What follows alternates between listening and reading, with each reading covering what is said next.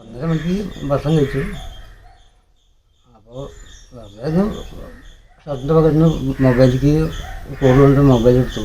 Mobile എടുത്തപ്പോൾ വീട്ടിലേക്ക് വിളിച്ചപ്പോൾ ഭാര്യ വിളിച്ചോന്ന് പറഞ്ഞു.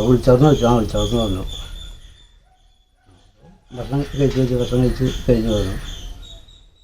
അങ്ങനെ ഒരു 5 മിനിറ്റ് റെസ്റ്റ് എടുത്ത് നിന്നിട്ട് വീണ്ടും പഠിക്കുന്നു. പിന്നെ കുറച്ച് കഴിഞ്ഞപ്പോൾ ഒരു 3:20 3:15 ബാത്റൂമിലേക്ക് പോകണം തോന്നി. അങ്ങനെ ബാത്റൂമിൽ പോയിട്ട് തിരിച്ച് വരേണ്ടതാണ്. തിരിച്ച് വരുമ്പോൾ അതിനകത്ത് എൻ്റെ പിന്നെ 5 പേരുണ്ടാകും, അതിലുണ്ടാകും.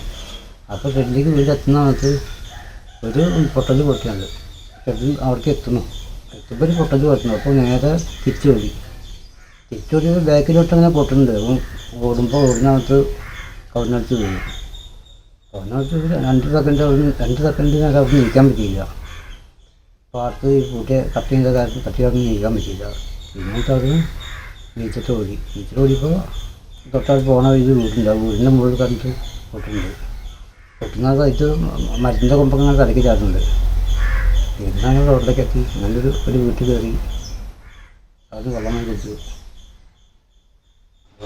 പഴയ മുറ്റത്തൊക്കെ ചോദിച്ചു ചോദിച്ചപ്പോൾ എടുത്ത് വന്നു. എല്ലാവരും ഓട്ടോറിക്ഷ വിളിച്ച് പോയി.